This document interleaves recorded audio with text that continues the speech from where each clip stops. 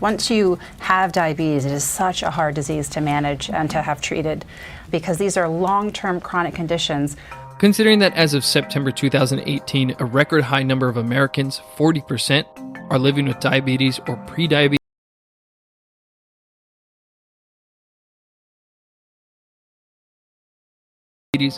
this would mean 100 million people are going to have to learn to just live with this disease that harms literally every single organ in the body.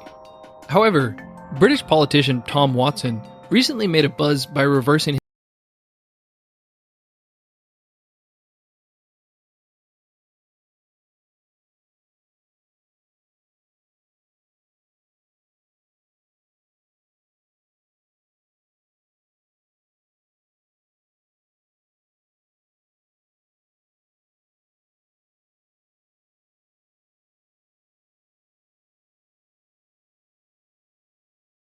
his type 2 diabetes. Well, I really did it by just completely changing my diet. And here is Dr. David Unwin presenting data on 66 diabetics who did a diet intervention for 2 years. Now, of the 66 cases, 30... And here is Dr. David Unwin presenting data for 2 years. Now, of the 66 cases, 33, 50%,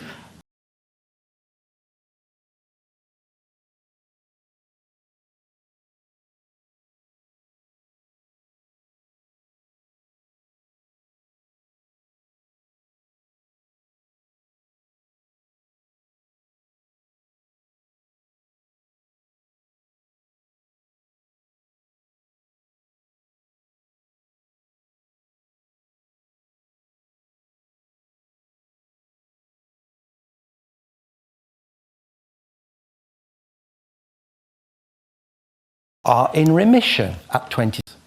So it doesn't sound like type 2 diabetes has to be chronic.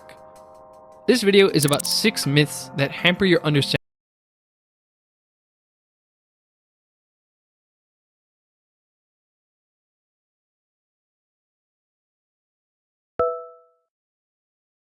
of diabetes and your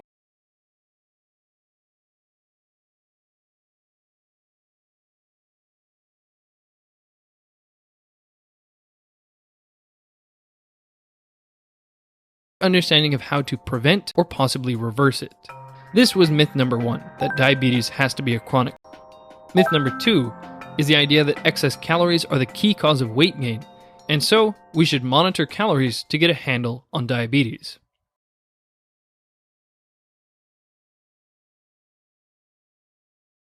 We should monitor calories to get a handle on diabetes.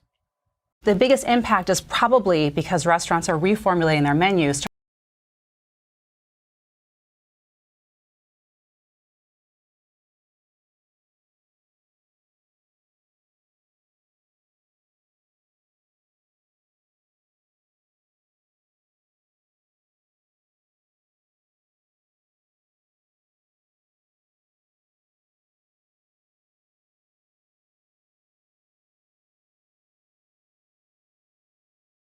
offer lower calorie products.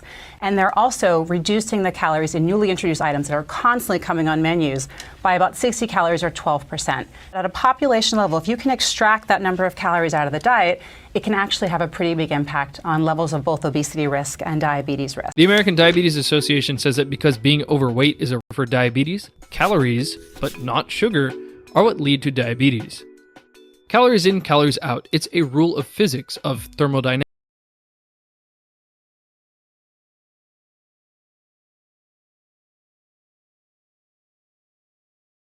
So it is, of course, why? Well, because while calories can be a rule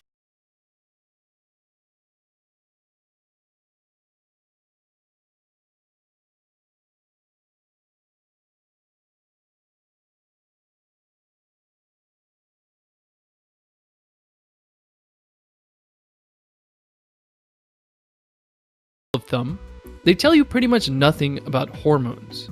So let's look at the hormone you've been expecting me to talk about, insulin. In chapter 4 of Robert Lustig's book, Fat Chance, he tells the story of Marie, a 16-year-old who had to have a tumor in her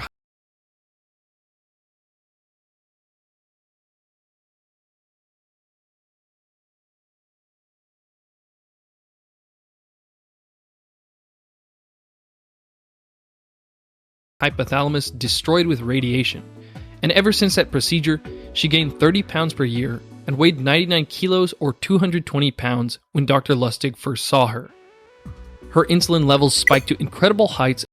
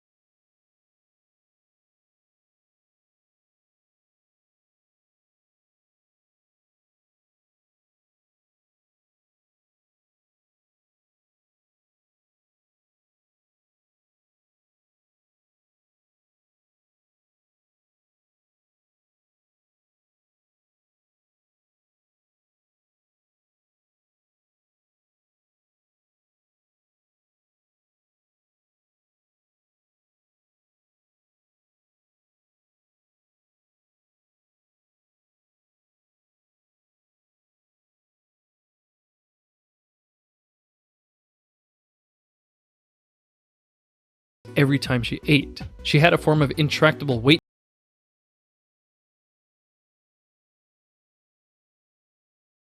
gain due to brain damage called hypothalamic.